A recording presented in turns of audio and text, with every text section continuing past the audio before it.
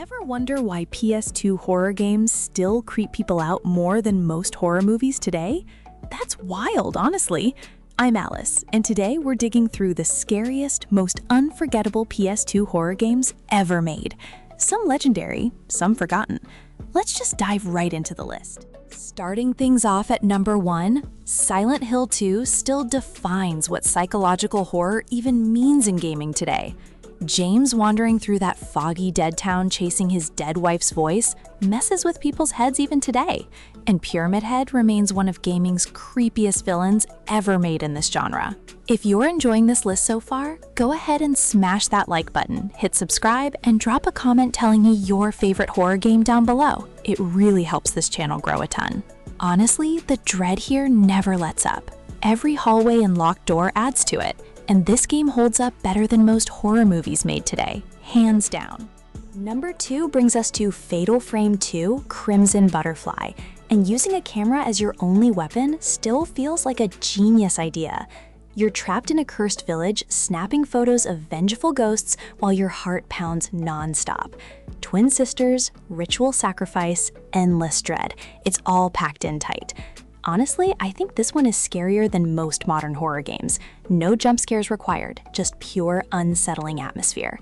The visuals aged surprisingly well too, grainy and foggy in the best way possible. Coming in at number 3, Resident Evil 4 basically reinvented what action horror could be for a whole generation of players. Leon fighting through that creepy Spanish village hunting for the president's daughter still feels tense even now. The regenerators genuinely still freak me out. That sound they make is unforgettable, honestly. Combat feels tight, enemies feel smart, and the pacing never really drags. This one balances scares and action so well, it basically created its own genre afterward. Number 4 is Rule of Rose, a game so unsettling it actually got banned in several countries when it released. A young woman trapped with a cult of cruel little girls sounds disturbing on paper, and honestly, it plays even worse in the best way. The atmosphere feels grimy, oppressive, and genuinely uncomfortable the whole time you're playing. I'll admit the combat is clunky and the pacing drags a bit, but the psychological cruelty sticks with you long after. Sitting at number 5, Forbidden Siren throws you into a cursed village where the dead just won't stay buried anymore. You're not fighting monsters here, you're hiding from them, using a strange sight ability to see through enemy eyes. Honestly, this mechanic alone makes it feel unlike anything else on this list. The story jumps between characters and timelines in a way that's genuinely confusing at first, but once it clicks, it's unforgettable. Few games manage this level of pure dread. Number 6 goes to Haunting Ground, where you play as a woman being chased through a gothic castle by relentless pursuers. There's no real combat here, just running, hiding, and praying you don't get caught. Your dog companion actually helps a surprising amount during chases, which I honestly didn't expect going in. The vulnerability angle makes every encounter feel genuinely terrifying, instead of just annoying. It's a flawed game for sure, but that raw helplessness makes it stick with you. At number 7, we've got Silent Hill 3, following Heather as she gets dragged into that town's cult nightmare completely against her will. The monster designs here feel disturbingly personal and sexual in ways that still make people uncomfortable talking about it. Honestly, the sound design alone deserves its own award. That static radio still haunts my dreams sometimes. This one leans harder into body horror than the second game did, and I actually think it's underrated compared to its predecessor. Number 8 is Clock Tower 3, which swaps the usual survival horror formula for pure evasion gameplay against unkillable stalkers. Alyssa can't fight back. She can only run, hide, and use quick reflex counters when things get desperate. The chase sequences genuinely spike your heart rate every single time one starts up. I love how each stalker has its own twisted backstory tied to real tragedy. It's clunky by today's standards, but the tension rarely ever lets up. Sliding into number 9, the original Fatal Frame kicked off the whole camera-based horror concept, inside a mansion crawling with vengeful spirits. Exploring that abandoned house alone at night still feels genuinely unnerving, even now.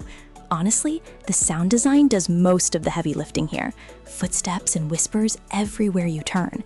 The story about a ritual gone horribly wrong unfolds slowly and effectively throughout. This one aged really well considering how early it was in the series. Number 10 takes us to Kuon, a criminally underrated Japanese horror game set in the Heian period, full of demons and curses. The slow burn pacing won't work for everyone, but the folklore-heavy atmosphere feels genuinely unique compared to everything else here. Honestly, I wish more people talked about this one. It deserves way more attention than it ever got. Multiple playable characters explore the same mansion from different angles, which adds real replay value. At number 11, we have Obscure, a co-op horror game that let you and a friend survive high school monsters together. Splitting up to solve puzzles while things lurk in dark hallways genuinely adds tension you don't get playing solo. Honestly, this one feels like a fun B-movie brought to life in game form. The character deaths are permanent too, which raises the stakes way higher than you'd expect. It's cheesy sometimes, but that's honestly part of its charm. Number 12 brings us Resident Evil Code Veronica X, following Claire Redfield trapped on a prison island, crawling with undead horrors. The fixed camera angles feel dated now, but the atmosphere still holds up surprisingly well today. Honestly, the story ties the Umbrella Lord together better than most entries in the franchise. Alfred Ashford remains one of the creepiest villains Capcom ever created for this series. It's a long game, but every chapter keeps escalating the dread nicely. At number 13, Siren 2 expands on the original sight-jacking mechanic with a genuinely improved and more forgiving structure. You're still mostly avoiding enemies rather than fighting them directly, which keeps the tension high throughout. Honestly, the environmental storytelling here feels ahead of its time for a PS2 release. Multiple interconnected stories weave together into something genuinely unsettling by the end. It never got the attention it deserved outside Japan, honestly, which was a shame. Number 14 is The Thing, based on the classic horror film and built entirely around paranoia and trust mechanics. Your squad members can turn on you at any moment if they get infected, which genuinely changes how you play. Honestly, managing their fear and trust levels adds a layer most horror games never even attempt. The tension of not knowing who's human anymore never really fades throughout the whole campaign. It's a hidden gem that deserves way more love. At number 15, we've got Alone in the Dark: The New Nightmare, a classic survival horror throwback with dual playable characters. Edward and Eileen both explore a cursed island filled with ancient evil and puzzles. Honestly, the fixed camera combat feels rough by today's standards, but the atmosphere carries it through completely. I appreciate how much lore this game packs into a relatively short adventure. It's a solid pick for anyone craving old-school survival horror vibes. Number 16 is Extermination, an underrated gem where a mutating virus turns soldiers into grotesque creatures at an Antarctic base.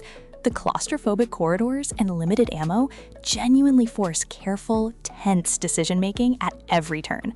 Honestly, the flamethrower gameplay feels satisfying in a way few horror games manage to pull off. This one flew completely under the radar when it released, which is honestly a real shame. It deserves a modern remaster more than most games on this list. At number 17, Cold Fear puts you on an abandoned ship crawling with parasitic creatures during a violent storm at sea. The rocking ship mechanics genuinely mess with your aim in a way that adds real tension. Honestly, the atmosphere of isolation on open water feels unlike most land-based horror games on this list. Combat feels weighty and satisfying once you adjust to the controls fully. It's a forgotten gem that more horror fans really need to check out. Number 18 is Resident Evil Outbreak, which let you survive Raccoon City alongside random strangers in genuinely chaotic online co-op sessions. Honestly, resource management here feels brutal since everyone's sharing the same limited supplies constantly. The voice command system was ambitious for its time, even if it didn't always work perfectly. Playing solo with AI teammates still creates genuinely tense moments throughout every scenario. This one deserves way more recognition, considering how ahead of its time it truly was. At number 19, Resident Evil Outbreak File 2 expands the formula with new scenarios and a genuinely improved online experience overall. Honestly, the added scenarios feel more varied and creative than the first game's already solid lineup. Playing with friends against relentless undead hordes creates chaos that feels genuinely unpredictable every single time.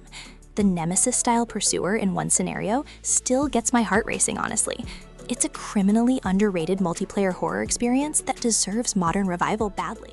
Number 20 is Manhunt, Rockstar's brutal stealth horror game where you're forced to execute rivals for a twisted snuff film director. The violence here still feels shocking today, genuinely uncomfortable in ways most games avoid entirely. Honestly, the tension of sneaking through dark alleys while hunters search for you never really lets up. Stealth kills get more brutal the longer you wait, which adds a sick strategic layer. It's controversial for good reason, but undeniably effective as horror. At number 21, Obscure: The Aftermath continues the co-op horror formula with a genuinely darker and more mature tone overall. Honestly, the sequel expands the mythology in ways that feel more ambitious than the original game attempted. Playing with a friend still adds that same tension of splitting up in dangerous, monster-filled areas. The story gets surprisingly twisted by the end, which caught me off guard, honestly. It's an overlooked sequel that deserves more attention from horror fans. Number 22 is Silent Hill 4: The Room, the black sheep of the series that honestly still divides fans today. Trapped in an apartment with a hole leading to nightmarish worlds is a genuinely unsettling premise executed well. Honestly, the ghosts that can't be permanently killed add a layer of dread few games attempt. It's a flawed entry for sure, experimental in ways that don't always land perfectly. Still, the sheer weirdness here makes it worth experiencing at least once. At number 23, Kuon the Grudge brings the terrifying Japanese horror franchise into a genuinely unsettling first-person exploration format. You're wandering cursed locations from the films, searching for clues, while Kayako and Toshio lurk nearby. Honestly, the tank controls and awkward pacing hold it back, but the atmosphere nails that franchise's dread perfectly. Fans of the movies will genuinely appreciate how faithfully it captures that specific style of horror. It's niche, but worth it for franchise fans. Number 24 is Silent Hill Origins, a prequel following Travis Grady as he stumbles into the town's nightmare for the first time. Honestly, it doesn't reach the heights of the mainline games, but it still delivers solid atmosphere and dread throughout. The weapon durability system adds a layer of resource management the series hadn't really tried before this. Learning Harry Mason's backstory here adds nice context for fans of the original game. It's a decent entry point for newcomers, honestly. Closing us out at number 25 is Fatal Frame 3: The Tormented, which ties the whole trilogy together with genuinely emotional weight. You're haunted by a dream world that pulls you back every time you fall asleep at night. Honestly, this mechanic makes rest feel dangerous in a way horror games rarely manage to pull off. The story about grief and letting go hits harder than you'd expect from a horror game. It's a fitting, haunting way to end this list.